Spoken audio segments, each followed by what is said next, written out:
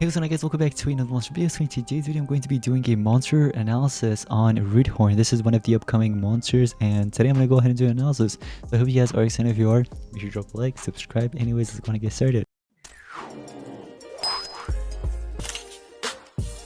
Alright guys, so take a look at this monster. It's got an amazing design. First of all, I really do like that. He's covered with armor and a bunch of trees, nature, roots, basically. From the name Root. So yeah, it's got a cool design. I do like that. It is two elements, one's nature, the other one's metal. It is a part of the abyssal era, and it is not an ancestral monster. It is actually just a mythic, for the abyssal era. So here's the thing, the traits. First of all, we're starting off with, I believe that's hardened or tough, one of the two. We're gonna go ahead and take a look at that later. It doesn't really matter, really. And then rank 1 you have immune to stun, and then rank 3 poison. I'm pretty sure that poison is area, but honestly it's not the best traits, so trait wise not really the best, but let's see if the skills actually make it up. So Fox Fiend is basically a massive metal damage to one enemy, applies daze to one enemy, requires cooldown. So not only are you dealing a massive metal damage, but you're also applying daze, which reduces accuracy and I believe also power.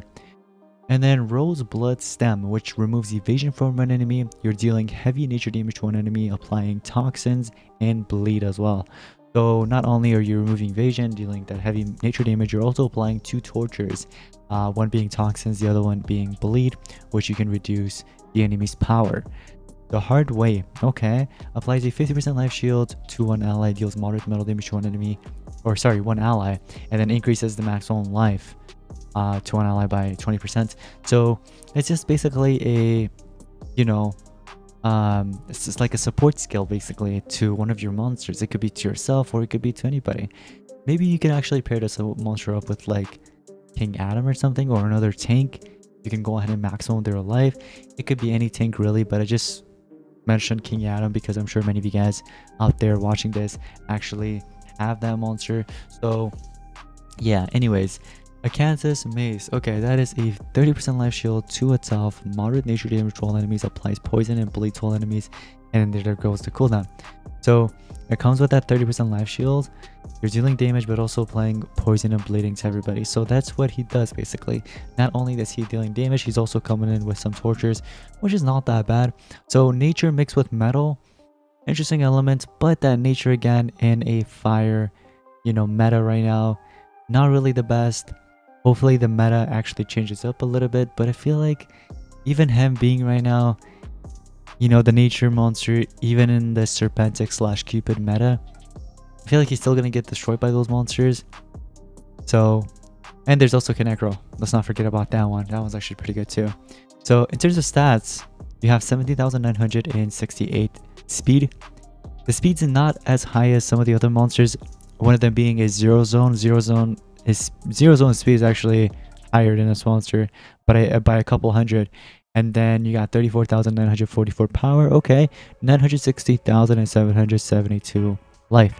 Life's not the best, but hey, the power matters. So yeah, it is an attacker, obviously, as you guys could see.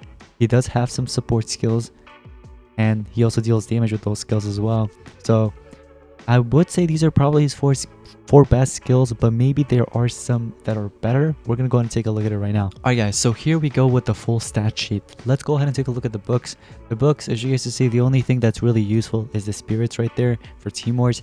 The other two are just for book rewards. So spirits is the only book that this monster will be for team wars, besides his elements obviously, which is nature and metal. But then for metal, we have Naya and some other monsters like Kennen and Levin and stuff like that. Although those aren't really... Well, one of them is attacker, the other one's a hybrid monster. So, but I mean, I'd prefer Naya still over Root, really. I feel like she still gets the job done. It's a really good monster. So, in terms of relics, we have Sword and Shield. Sword and Shield, that doesn't really go well together for an attacker because there's no way you can regenerate stamina besides maybe for sword if you go with one of the newest swords, and one of your monsters or you have to be under control in order for you to regenerate stamina. So again, I really wished instead of shield it would have been something like a mask. Mask always goes well with an attacker. So mask and sword, that would be pretty good. Or I would even go with like an armor, so you can give him like Killer Rock's armor or something instead of a shield. Unfortunately, the relic slots aren't really the best. I do like the sword, but not the shield. Anyways, so yeah, that rank 0 is actually a hardened. It is a hardened. Yeah. And then the area poison, obviously at rank 3. So let's go ahead and take a look at some of the basic attacks. We have Flora's Growl, which is a moderate nature damage to one enemy, applies poison to one enemy. There's a 0 cooldown and 24 stamina cost, so it is a spammable skill as long as you have the stamina. You do have Fauna's Outcry, which is a moderate metal damage to one enemy, applies bleeding to one enemy. There goes another 0 cooldown skill that you can run with 26 stamina cost, obviously. You do have a Toxins and Bleed to all enemies. You don't really deal damage with that except the tortures, obviously. So there's no damage that comes with that skill besides the tortures dealing the damage. The easy way, 30% life shield to one ally, increases its maximum life by 50%. So that's just like a support skill if you want to run, but I don't think anybody really wants to run that. So my opinion is that you should actually run the tier 2 and tier 3 skills, which are already basically mentioned earlier, as we mentioned that, remember, in that bright picture where we had all those 4 skills that they picked for us already. So those are his best skills. The ultimate, let's see what the ultimate is. Very heavy nature damage to all enemies, applies mega root and reverse healing to all enemies. I actually do like that. I think that's actually not that bad. So one thing this monster is actually missing is a PER. The only thing he really has that's like kind of like a PER would be evasion, maybe, if you want to think of it that way. But yeah, and attackers do need PER. Some players probably won't agree with me, but I think it's good if you actually have a PER skill as an attacker. We've seen it with Grakshak. Grakshak was pretty good with that PER. And then there were like, there's also Duke. There's a few other attackers as well. Even Konecro, for example, right? So monsters like those. Will this monster be meta? I personally don't think so. Maybe it's going to be an okay monster for Team Wars, but Team Wars only, guys. There are better options, obviously. But again, it is nice that this monster stats are more up to date than previous generations. So if you want to go ahead and max it out for that, go ahead and do so. But I wouldn't really recommend, honestly. For long-term investment, this monster is just not it. So again, not the best monster to invest in. There are better options out there. So this mythic monster, overall, I don't really like it that much. I'm not going to invest in him. I hope he's like the golden legends pass monster or something, so that I don't have to purchase the golden legends pass again.